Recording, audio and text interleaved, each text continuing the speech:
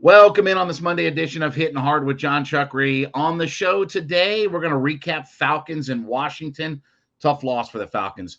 We'll break down the call, and please, football gods, don't let this happen to my guy. It's all next. Hittin' Hard with Jon Chuckery, Locked on Sports Atlanta. This is Hittin' Hard with Jon Chuckery, part of Locked on Sports Atlanta. And it starts now.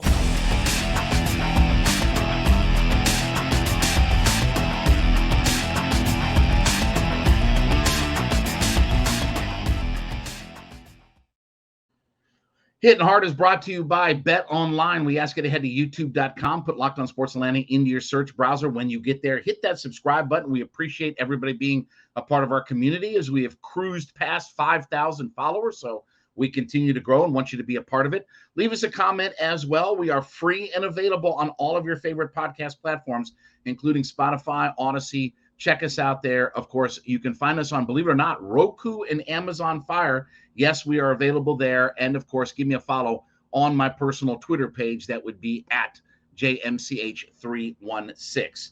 Well, look, it was a tough loss yesterday for the Falcons, right? I mean, I'll give them a lot of credit because I going into this game, we talked about this last week, that I really did think that this was a very tough matchup for the Falcons. I thought that this was a game, Washington playing really well. You know, they play really good defense. They've got an outstanding defensive line. I really thought there were a lot of things about this game that just did not set up favorably. And I thought it would be low scoring. I kind of thought that, you know, I said on the pregame radio show that I do that I thought the first to 21 wins this game. Well, it was pretty close. First to 19 found a way to win. Now, we're going to break out the call at the end of the game completely separate for all of that, okay? So let's get into some thoughts about the game yesterday, okay? The good. Still ran the football very effectively. Algier had 54 yards. Patterson had 52 yards, Mariota had 49 yards. Huntley with a dozen yards. So 167 yards on the ground. So that's a good total. And they ran it for almost 6 yards an attempt. So look, I thought Arthur Smith really schemed well in the running game, getting guys outside, being able to, you know, bring some of his offensive linemen and pull and just get some guys going outside versus let's run it right up the middle against Jonathan Allen and Payne and those guys and just feel pain from all of those guys. So I thought they did a really good job with how they schemed and designed the run game. Thought the offensive line played really well too. Look, I'll give Drew Dalman credit. The metrics are not out just yet from Pro Football Focus, but I'm going to be curious to see what the guys graded. A little bit of issues at the end of that game as the defensive line for Washington really kind of got it cranked up, and they got that sack. You know, Payne had that sack on Mariota, and that's kind of on McGarry. I mean, Dalman got banged up a little bit, you know, late in that game. But that by and large, Dalman and those interior offensive linemen, and give Colby Gossett credit, thought they played pretty well. I mean, I'll be honest. I was a bit surprised at how well the offensive line held up. When you think about Mariota only took the one sack in the game, and that came late, I thought that was pretty good. I'll have to give the offensive line credit. Now, as far as Mariota goes, again, it is what it is. I mean, nothing bad about his performance, nothing outstanding. You know, the big play, obviously, to Zaccheaus, who I thought had a nice game, it was a broken play. So give Mariota credit for keeping the play alive, finding Zaccheaus. It's a broken play. He gets a 45-yard gain, and now we're moving down and all the good kind of stuff, right? So I thought he was fine. I mean, typical kind of game. But let's remember, okay? Let's look at the pass attempts. Oh, 25, okay? What do we say here? And even my buddy Aaron Freeman likes to, you know, have fun with this, but it continues to hold true. When Mariota has 20 or less pass attempts, they are 4-1. The only game that they lost was the Bengals. And it wouldn't have mattered if he threw it 5 or 50 times in that game. They were never going to win against the Bengals up there, okay? So 4-1 when it's 20 or less. And now when it's 21 or more, it's 1-6. The one win, the overtime win at Mercedes-Benz against Carolina, where they probably should have lost that game, but they were fortunate enough that the Carolina Panthers are even are a worse team than anything the Falcons trot out there, and they dumb their way into a loss. So that number, look, folks, you can like this or not like it. I promise you, I watch it every single week and micromanage the daylights out of it. Okay. But I thought he played well. Normally when they win, they run for 167 or more yards in a game. I think they've only had one game. That was last week against the Bears. That's the first time they won with less than 167 rushing yards in a game. So they were right there. So it's not coincidence that a little bit above pass attempts, right in line with the run game, that they were there. Now, we're going to talk about this separately here in just a little bit, the pass rush. And look, Arnold Ebiketie, unfortunately, dealing with that forearm injury, did not get to play a whole lot. But their pass rush is severely lacking. I thought it was good. Michael Walker got an interception right before half. You created a turnover. Thought that was important. But this pass rush, week to week to week, look, their pass rush is, if we play a quarterback who takes sacks in general, they'll succeed. If we play a quarterback who their line plays well, he's held up, then we're not going to get sacks. And we couldn't do enough. I mean, look, it's not like Washington was great yesterday in the passing game. 14 of 23 for 138 yards. So because the Falcons weren't able to get Heinicke into some obvious passing situations, because, look, here's the thing about the run defense, right? Let's call it was religious. Why do I use that term? Because it was very holy. They did not do a very good job in stopping the Commanders' run game. 176 yards, almost 5 yards an attempt. They ran it 37 times. Brian Robinson Jr., God bless his soul, coming back, but 18 carries, 105 yards. The good thing is the Falcons kept them out of the end zone as far as running the football goes. So they weren't great against the run, but they kind of made up for it with the pass, right? I mean, like I said, this is the NFL life, okay? The NFL life is every week 4 to 6 plays that decide a game. And we're going to talk here in just a couple of minutes about the play, the call, right? That basically sealed the fate for the Falcons. But it comes down to 4 or 6 plays. That call at the end of the game, the running into the kicker penalty, right? Those are the kinds of plays that, did you win? Did you lose those? If you win more, you win games. If you lose those plays, you lose the game. So I thought it was a good effort. There's a lot of positives to take away from this performance. I thought it was going to be a tough game to start with. I thought they were going to have trouble doing a lot on offense, but they were in that game the whole way. Now we get ready for Steelers, and look, this is a must-win game. Steelers are a bad football team. You're playing at home. You're going to have to find a way to get that done. We'll talk about this later on in the week. I want to talk about my friends over, though, at Bet Online. Listen, betonline.net is your number one source for all of your sports wagering information. So, look, we got World Cup, right? We got World Cup. We got USA coming up here. They're going to play Iran. The last time USA and Iran hooked up, Hulk Hogan and Iron Sheik went at it, 1984, right? So you got all kinds of things at your disposal right now. You want to get in on the action. BetOnline.net is the place to go. So take your mobile device. Super easy. Take the mobile device. Pop in BetOnline.net. When you get there, check out all of the information they have available. You want scores, you want stats, you want fantasy news, you want podcast information. Everything is available at your fingertips. And then when you've got all that, get in on the action. You want NBA, you want NFL, college football championship week is coming up. How do you feel about Georgia this week? They're almost a 3-touchdown favorite over LSU. Is it just going to be kind of, let's sleepwalk through? We know we're in the playoff, or is Georgia, ready to go full tilt boogie and just knock the daylights out of LSU? How you feeling, right? NFL football is coming down the stretch. NBA basketball, World Cup. Everything is available to you at betonline.net. So head to betonline.net today. Check out all of the news and information that they have to make you a smarter sports bettor, and then get in on the action. Find what sports you like. Everything's available to you. BetOnline.net is where the action starts. Okay, let's talk about the call, right? The play that obviously changed up the game. The second down from the 4-yard line, the Mariota pass, the Arthur Smith call. Okay, let me say it like this. I did not agree with passing. I know people are going to say, well, he was open. Well, every play in the NFL is called to be open. Hello? That's why the guys call it. Like, no coach has ever called a play thinking that it's going to get shut down for a 10-yard loss. Every play's supposed to be open. If you call a play where a guy's on a 9 route and you're going to throw it 70 yards downfield to him, you expect him to be open. That's why you called the play.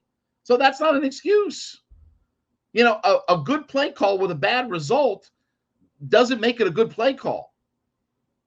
Do I think the Falcons should run the football? Absolutely. Let me tell you why. Okay, several things about this. Number one is the fact that on that final drive, the Falcons were averaging over 4.5 yards a carry. They were averaging almost 6 yards a carry for the game.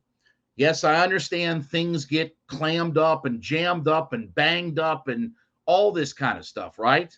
And we had seen Mariota take a loss, you know, on the play before, and they were using their timeouts and everything like that. I get all of that. But what do the Falcons do best? What is their best offensive philosophy? It is to run the football, and run the football, frankly, on the right-hand side of your line of scrimmage. That's your best option. There's nothing that the Falcons do better offensively than run the football on the right-hand side of their line where McGary and Lindstrom stand. So when you don't do that, for a guy who keeps preaching to us about, you know, winning football, and winning football is running behind Lindstrom and McGary. That's winning football. That's where the Falcons are at their best offensively, right? So that's one. Number two, how many guys are talking around the league, coaches, GMs, analysts, NFL Network, CBS, Fox? How much conversation have you heard over the last few years, anybody saying this? Well, you know, Marcus Mariota, he's one of those clutch quarterbacks that makes plays in games late and helps you to win games. How often do we hear that in the NFL? I'll answer it for you. None. Buck is zip, nada, zero. Of course we don't. So putting the ball in his hands and asking a guy to make a play that hasn't done this for his whole career. Why did he get the name Matty Ice? Why did we give Matt Ryan that name? Because he brings teams back from the dead, brings them from behind, and won football games. Does anybody call him Marcus Ice? Has anybody ever called him Mauro Ice Toe? Anybody call him those? Of course not. So you're asking a guy who doesn't thrive in these situations to go make a play. Well, Duron played, man. Yeah, because again, let me ask you this, okay? If you make that call with Brady or Rodgers or Breeze or Ryan and Mariota or Zach Wilson or one of the vagabonds of the NFL, who you trust in? You know, it's a whole different thing to trust the quarterback to make that play. And I'm not completely blaming him for the play or whatever. It's just when you ask a guy who doesn't have DNA to do this, to go out there and make these kinds of plays, and you don't do what you're best at, you lose. This reminds me of Mark Wohlers in the 1996 World Series. Remember when he gives up the home run to Jim Leyritz, and we looked at it and said, yeah, it sucks that Leyritz hit the home run, but when you find out and realize that he gave up the home run on his fourth best pitch, it magnified it, and it's like, wait a second. Wohlers is throwing in the high 90s or 100 miles an hour. Why are you not rearing back and firing on Jim Leyritz? Why are you throwing some tomato can up there at him? Right? That was what was so frustrating. As much as the home run frustrated us in 96, it was the pitch that he threw to Leyritz. Like, why are you throwing your third or fourth best pitch? Rear back and fire in that situation. Go out with your best pitch. And it haunted Wohlers, right? Haunted him for the rest of his career. If you're going to get beat with your best, right? The Falcons didn't get beat with their best yesterday. Their best is, even if it means getting stuffed behind the line of scrimmage 3 times on the right-hand side, that is still your best pitch. Your best pitch is not ask my mediocre quarterback to drop back and read and make a play and all that. That's not where it is. even if he was open. How many times have we seen guys running down the field wide open that he can't make a play on? That's the thing. You're not doing what you do best. And when you get away from that, because I saw a lot of people that said that, well, if they'd have scored a touchdown, everything would have been fine. No, if they score a touchdown, they win the game. But that's not how they do best. What was more likely? Let's put it like this. What was more likely to happen when Mariota drops back and you're asking him to make a pass play down deep there? Are the chances that everything is going to go great and it's going to be successful, or is it going to be, oh crap? Going to be the SHTF, oh crap moment? Of course, it's going to be down here because the guy doesn't have a track record of doing that. So they should have ran the football. It should have been as easy as running the football, even if it's a couple of times. You bang it up in there and you chip away at it. You've got Huntley, you've got Algier, you've got Patterson. One of the other things about the game is I didn't think they gave Patterson the ball nearly enough. 11 carries and 3 receptions, that wasn't nearly enough. He's your best offensive player. He should have been in the 20s for his touches. But I did not like the call. I did not like getting away from the run. I don't like anything that isn't what the Falcons do best. And what the Falcons do best is they run the football, and especially running it on the right-hand side. That's where they do best, is run behind McGarry, run behind Lindstrom, run behind those guys, and chip away at it. By the way, they were at the 4-yard line. It's not like it was 1st and goal from the 11. They were at the 4. Even with Mariota's 2-yard loss on the play before, they were at the 4. You still had 3 downs to try to make 4 yards. If you can't, then you pat the Redskins on the back and say, okay, you were better than us.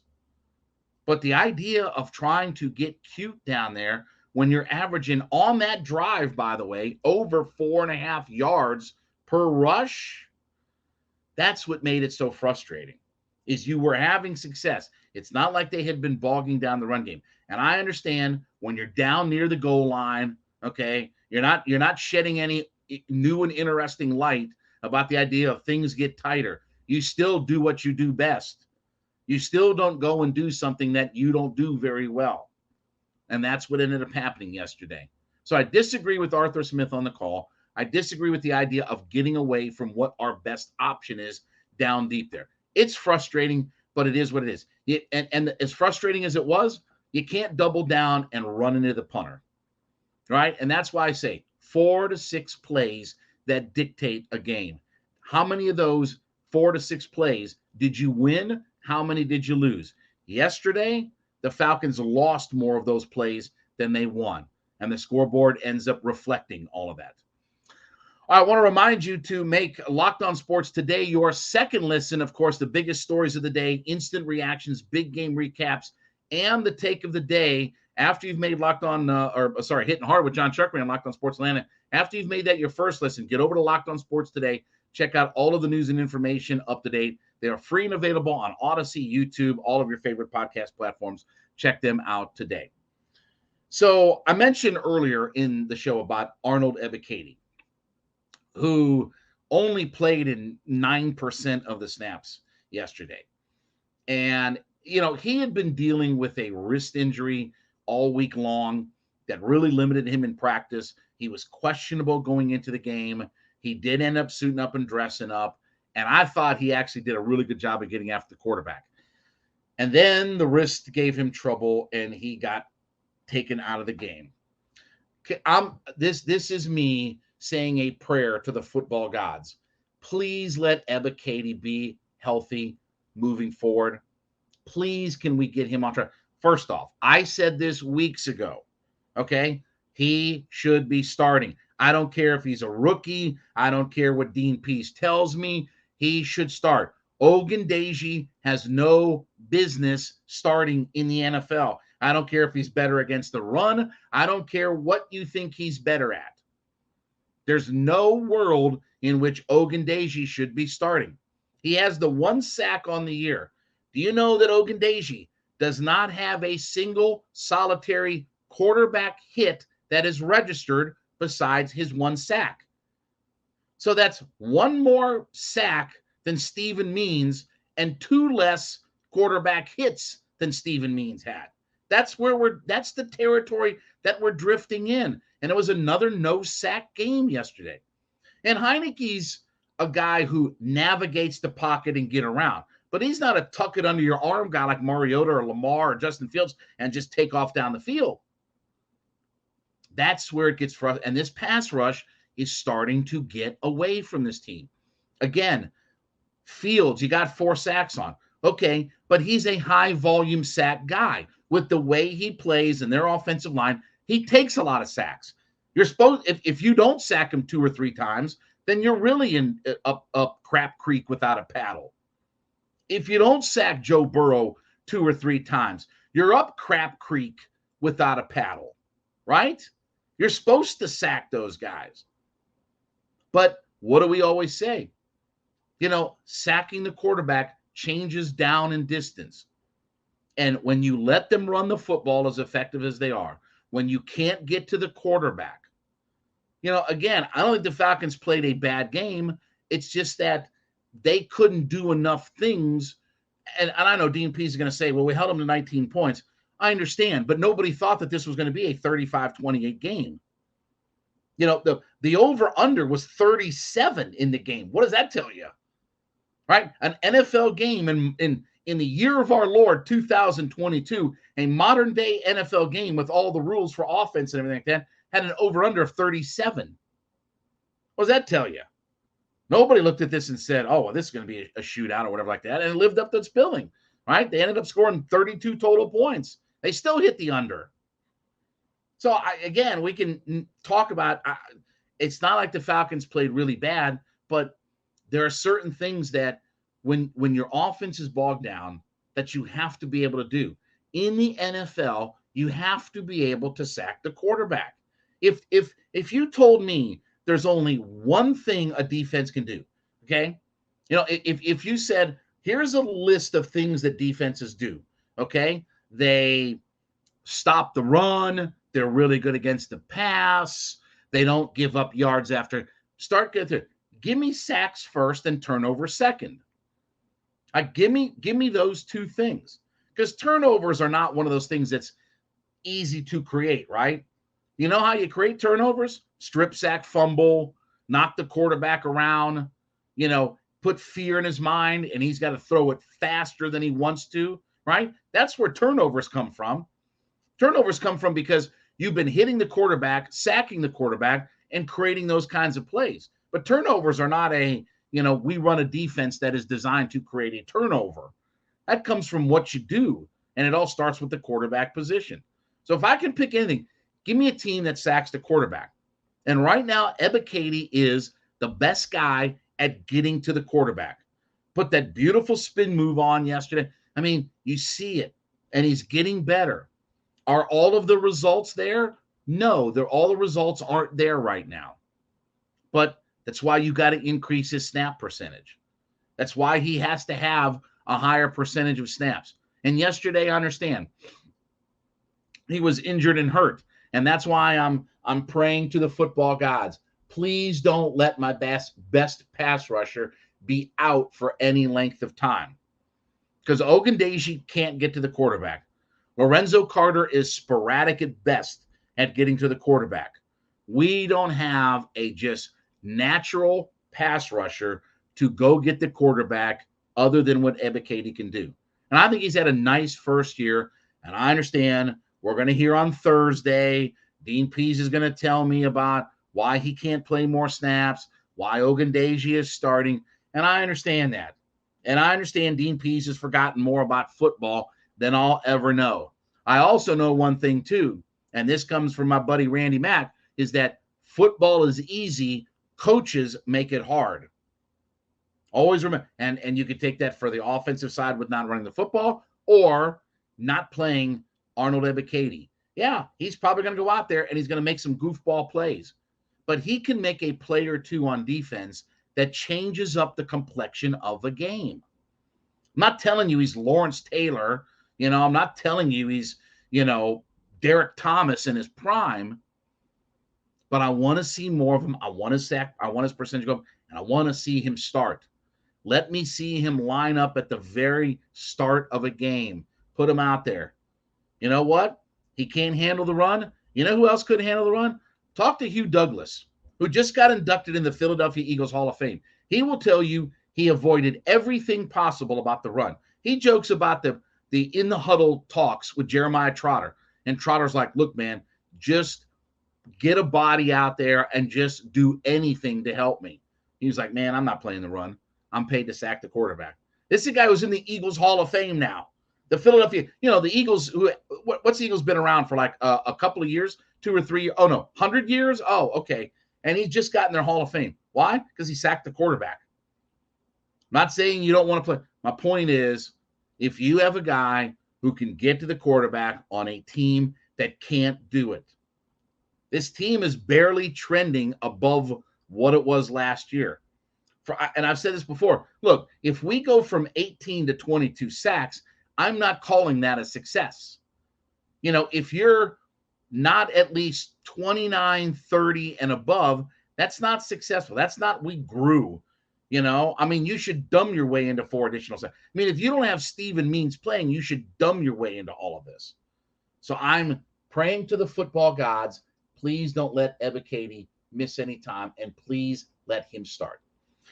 All right, well, thank you so much for making Hittin' Hard with Jon Chuckery your first listen every day. Don't forget, make Locked On Sports Today your second listen.